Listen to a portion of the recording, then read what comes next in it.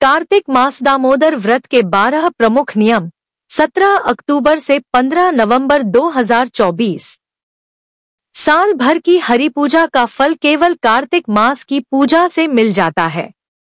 ऊर्जाद्रो विशेषण, इसलिए इस व्रत का विशेष प्रयास पूर्वक अच्छे से पालन करना चाहिए।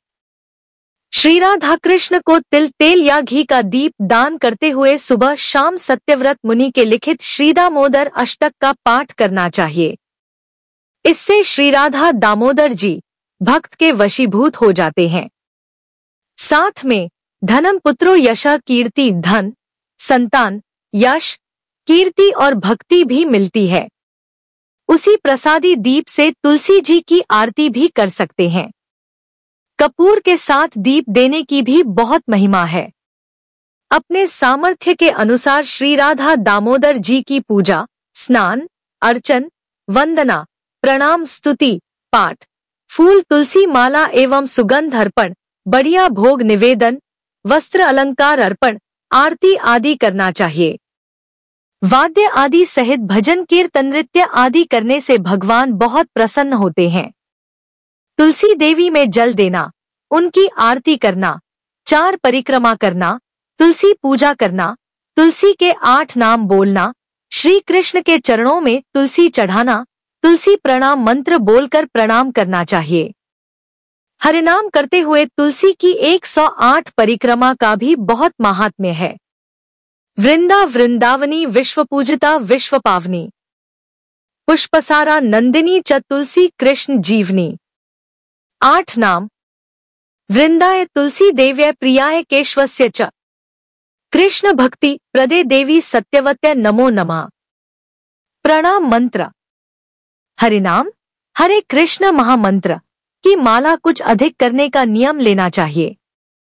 कम से कम 4 माला ध्यान से सुनते हुए करनी चाहिए और 64 128/192 माला प्रतिदिन करने का प्रयास करना चाहिए, क्योंकि कलयुग केवल नाम आधारा। प्रयास करके सूर्योदय से पहले ब्रह्मा मुहूर्त, सूर्योदय से 1 घंटा 36 मिनट पहले का समय में जागकर आकाश में तारे रहते हुए श्री राधा दामोदर का नाम बोलते हुए, उनका स्मरण करते हुए मंत्र बोलकर स्नान करना चाहिए।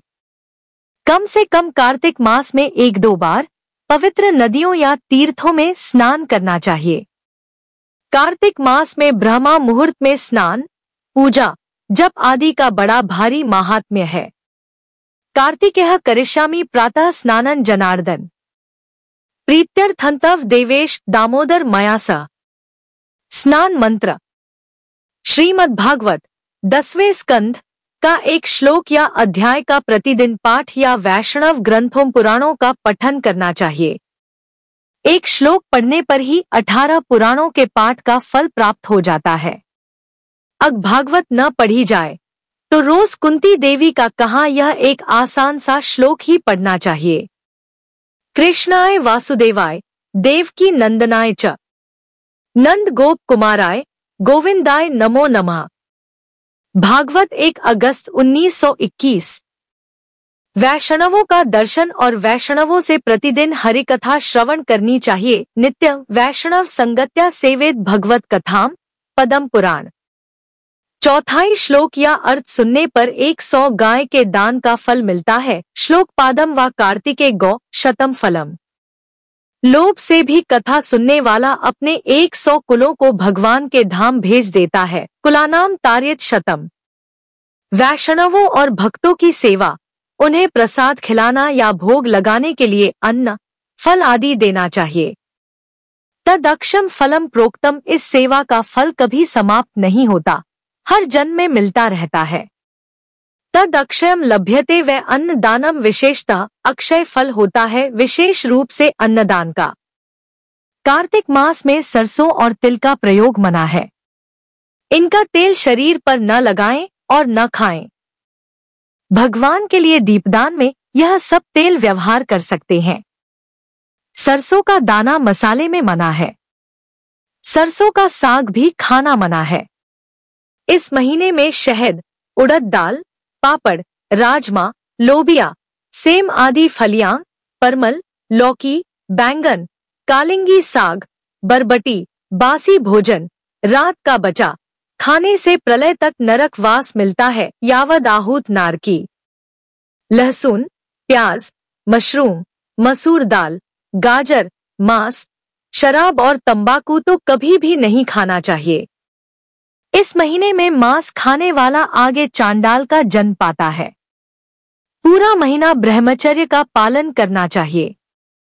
ऐसा न करने से आगे सुअर की योनि में जन्म मिलता है। पद्म पुराण।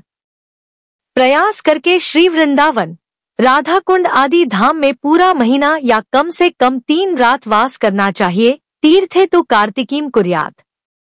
3 रात में किसी भाग्यवान को हरि दर्शन हो सकते हैं, ऐसा भक्ति रसामृत सिंधु में कहा गया है। इससे कार्तिक मास का संपूर्ण और विशेष फल अर्थात भक्ति की प्राप्ति होगी। सात्वंजसा हरेर भक्तिर लभ्यते कार्तिके नर हरि भक्ति विलास। 17 अक्टूबर से 16 नवंबर तक, आश्विन संक्रांति से कार्तिक संक्रांति तक, घर के किसी ऊंचे खुले स्थान पर हवा से बचाते हुए संध्या में एक दीप रखना चाहिए, जिसे आकाश दीपदान कहते हैं। इससे महालक्ष्मी श्री राधा जी की विशेष कृपा प्राप्त होती है। अन्य नियम जो कोई चाहे तो कर सकता है। 1 चटाई आदि बिछाकर भूमि पर शयन। 2 दिन में एक बार प्रसाद भोजन और शाम को दूध या हल्का फलाहार लेना। 3 हरिनाम की माला दुगुनी करने का प्रयास। 4 नित्य हरिनाम संकीर्तन या नगर संकीर्तन में भाग लेना। 5 भगवान के मंदिर की 4 परिक्रमा। 6 श्री कृष्ण को मंजरी के साथ तुलसी की माला बनाकर पहनाना, भले वह केवल 5 तुलसी गुच्छों की ही बनी हो। इससे श्री कृष्ण अति प्रसन्न होते हैं और भक्त के वशीभूत हो जाते हैं। श्री कृष्णो वश्यताम याति। 7 गजेंद्र मोक्ष और विष्णु सहस्र नाम का पाठ करना। 8 श्री कृष्ण के श्री चरणों में चढ़ाई प्रसादी तुलसी को बाद में प्रसाद रूप में ग्रहण करना। 9 घर के मंदिर में या तुलसी के बगीचे में या किसी तीर्थ स्थल में बहुत सारे तिल, तेल, घी या सरसों तेल के दीप प्रज्वलित करना। कम से कम दिवाली को तो 108 दीप लगाने चाहिए। 10 पूरे महीने या कुछ दिन अपने मंदिर में तिल, तेल, घी या सरसों तेल का अखंड दीप जलाना। अखंड दीपदान करने वाला अंत समय में दिव्य कांति युक्त विमान पर बैठकर श्रीहरि के धाम में जाता है। 11 बुझे दीपों को दोबारा जलाने वाला कभी यम यातना नहीं सहता है। अग्नि पुराण में वर्णन है कि एक चूहिया बुझते दीप को हिलाकर जलाने से अगले जन्म में 100 रानियों में सर्वश्रेष्ठ ललिता पटरानी बनी और अगले जन्म में भगवत धाम चली गई। 12 सूखी पतली तुलसी की लकड़ी के साथ दीप जलाने से एक दीप देने पर ही 10 करोड़ दीपदान का फल प्राप्त होता है। दीप लक्ष्य सहस्रनाम पुण्यम स लभते फलम। पद्म पुराण। 13 मंदिर के ऊंचे शिखर पर दीप जलाना। 14 संभव हो तो बाल, नाखून, दाढ़ी कार्तिक शुरू होने से पहले बना लें और फिर कार्तिक पूर्ण होने के बाद ही बनवाएं। 15 कार्तिक की पवित्र देव उत्थान एकादशी में व्रत करके रात्रि जागरण करना। जागरण करने वाले की कुला अयुतम 10,000 पीढ़ियां भगवान के धाम पहुंच जाती हैं। 16 पूजा पाठ आदि के अंत में अपराध क्षमा के लिए प्रार्थना अवश्य करनी चाहिए। हे प्रभु, मुझसे हर समय हजारों अपराध और गलतियां होती रहती हैं। अपना सेवक समझकर मेरे सब अपराधों को क्षमा करें। अपराध सहस्राणी क्रियंतेड हर्निशम मया दासो हमिति मां मत्वा क्षमस्व मधुसूदन। 17 देव उत्थान एकादशी 12 नवंबर से कार्तिक पूर्णिमा 15 नवंबर तक महीने के सबसे विशेष 4 या 5 दिन आते हैं, जिन्हें भीष्म पंचक कहा जाता है।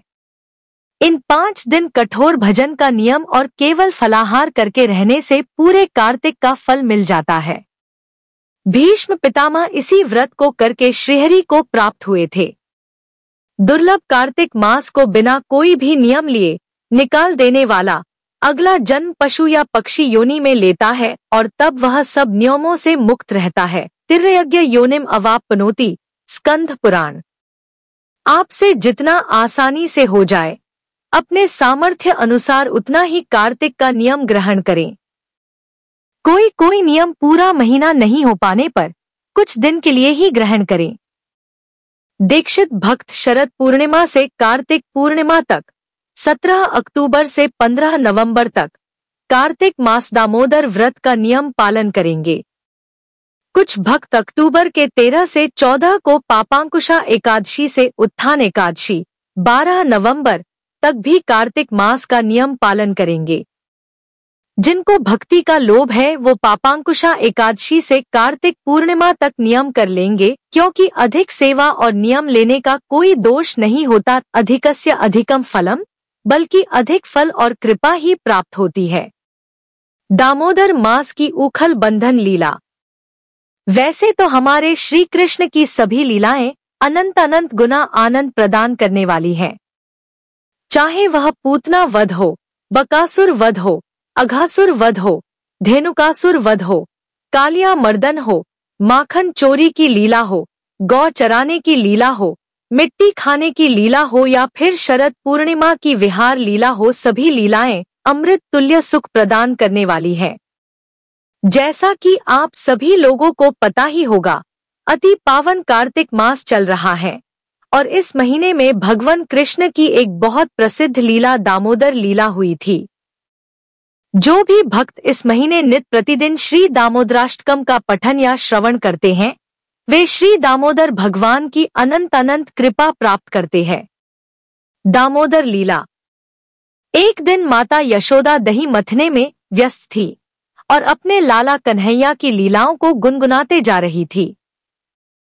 उसी समय बालक कन्हैया सुबह सुबह नींद से जागे और दुग्ध पान करना चाहते थे। इस कारण से उन्होंने मैया यशोदा की दही माथने वाली मथानी को पकड़कर अपनी मैया को रोकने का प्रयास करने लगे। मैया यशोदा बड़े ही वात्सल्य भाव से अपने कन्हैया को स्तनपान कराने लगी। उसी समय रसोई में गर्म होने के लिए जो दूध रखा था वो उबलने लगा और उन्होंने कन्हैया को गोद से उतारकर दूध बचाने के लिए रसोई की तरफ तेजी से दौड़ी।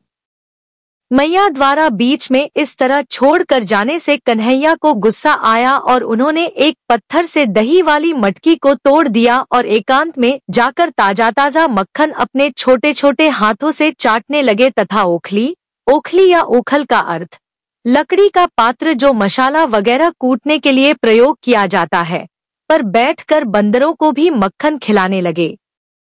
टूटी हुई दही की मटकी को देखकर मैया को समझने में जरा भी देर नहीं लगी कि ये हरकत कन्हैया की ही है। अपने द्वारा की हुई इस शैतानी की वजह से प्रभु श्याम सुंदर भय के कारण इधर उधर देखते भी जा रहे थे। इतने में मैया हाथों में एक छड़ी लेकर चुपचाप कन्हैया के पीछे पहुंच गई। मैया के हाथ में छड़ी देखते ही बालक कृष्ण उखल से कूदकर भय से भागने लगे और माता यशोदा उन्हें पकड़ने के लिए पीछे पीछे दौड़ी। कितनी अजीब बात है, जिन परमेश्वर को बड़े बड़े योगी, सिद्ध और साधक बड़े बड़े अनुष्ठानों और तमाम विधियों से अनंत जन्मों के प्रयास के बाद भी नहीं पकड़ पाते हैं, उन्हीं ब्रह्मांड के मालिक को माँ यशोदा आज पकड़ने की कोशिश कर रही हैं और प्रभु भी मैया के भय से भाग रहे हैं। जिनकी भ्रिकुटी के संकेत मात्र से अनंत अनंत ब्रह्मांड नष्ट हो जाते हैं। बहुत देर तक दौड़ते हुए जब कन्हैया ने देखा कि मैया के चेहरे से पसीने की बूंदें आने लगी हैं, तब उन्होंने स्वयं ही अपने आप को पकड़वा लिया और अत्यधिक डरने का नाटक करने लगे। वे अपने हाथों से अपनी आंखों को मसलमसल कर रोने लगे और जोर जोर से हिचकियां लेने लगे। यहाँ पर भगवान ने यह सिद्ध कर दिया कि वह सिर्फ अपने शुद्ध भक्तों के प्रेम के ही वश में है और किसी को भी समझना या पाना असंभव है। जब मैया यशोदा ने अपने लाला को इतना डरा हुआ देखा तो वात्सल्य प्रेम से उन्होंने सोचा कि कहीं मेरा लाल ज्यादा न डर जाए, इसलिए तुरंत उन्होंने छड़ी को दूर फेंक दिया और उन्हें बांधने का निश्चय किया, जिससे भविष्य में वो फिर ऐसी शैतानी न करे। जिन जगत के परम नियंता का न कोई आदि है न कोई अंत, उन परमेश्वर को भला कोई कैसे बंधन में रख सकता है। लेकिन मैया यशोदा के अपनी शुद्ध भक्ति से ऐसा करने का प्रयास कर रही हैं। मैया ने उन्हें उखल में एक रस्सी से बांधना शुरू किया, परंतु वो 2 अंगुल कम पड़ गई। उन्होंने एक और रस्सी जोड़ दी, मगर फिर भी रस्सी 2 अंगुल कम पड़ गई। इस तरह यशोदा जी ने एक एक करके घर की सभी रस्सियां जोड़ डाली, मगर बांधने में असफल रही। हर बार वही 2 अंगुल रस्सी छोटी हो जाती थी।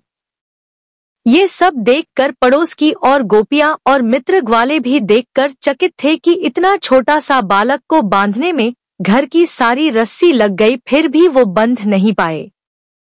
अगर सांसारिक तरीके तो सिर्फ 2 फीट की रस्सी एक छोटे से बालक को बांधने के होती है, मगर इधर तो 100 फीट रस्सी भी काम पड़ गई।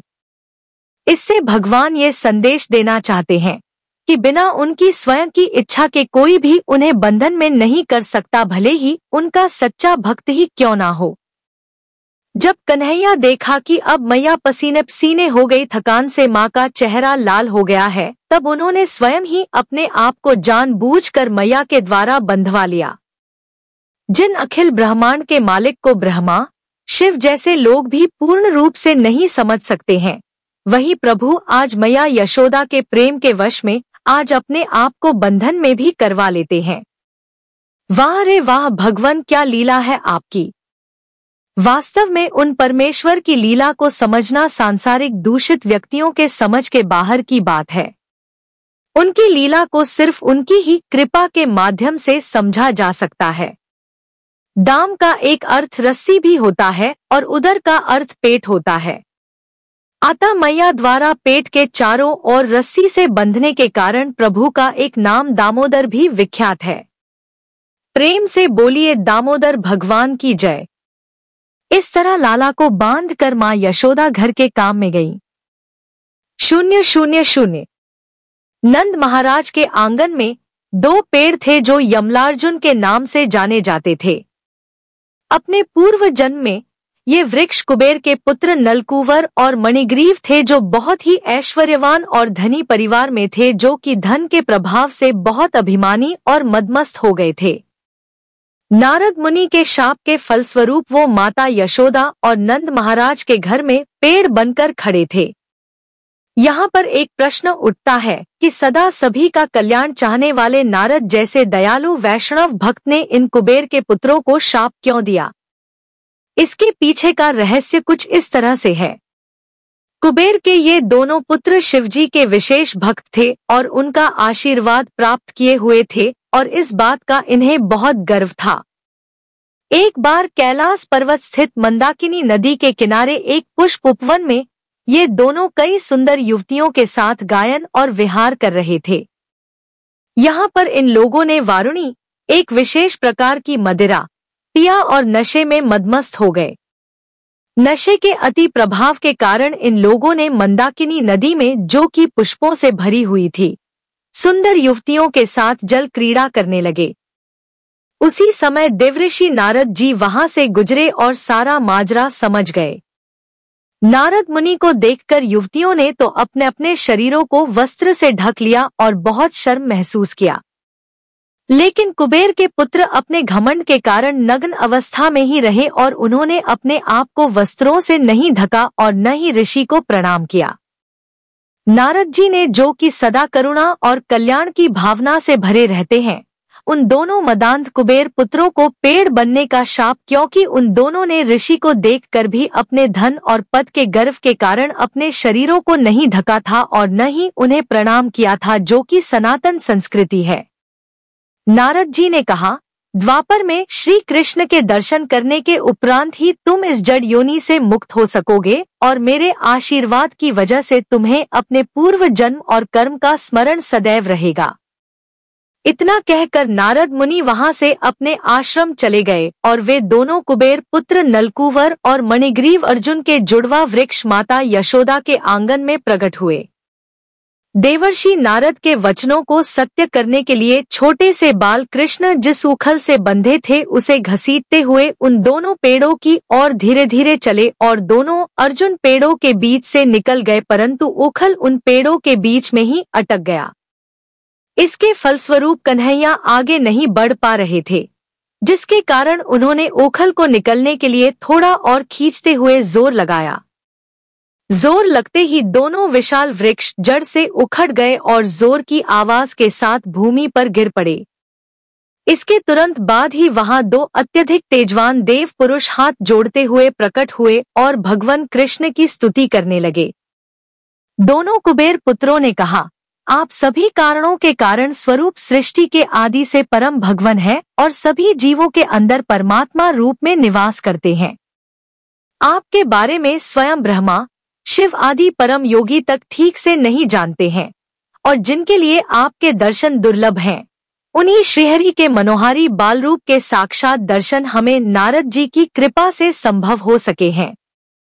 वास्तव में नारद जी ने हम दोनों भाइयों पर करुणा के कारण ही शाप दिया और उस शाप के कारण ही अखिल ब्रह्मांड के नियंता के दर्शन कर पा रहे हैं।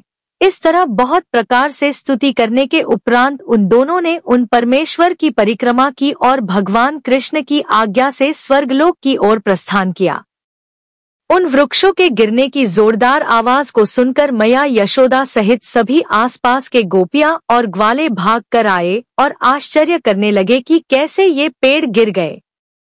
मैया यशोदा ने तुरंत लाला को ऊखल से बंधी रस्सी से खोला और अपने हृदय से लगा लिया और भगवान को धन्यवाद दिया कि उनका लाला सुरक्षित है।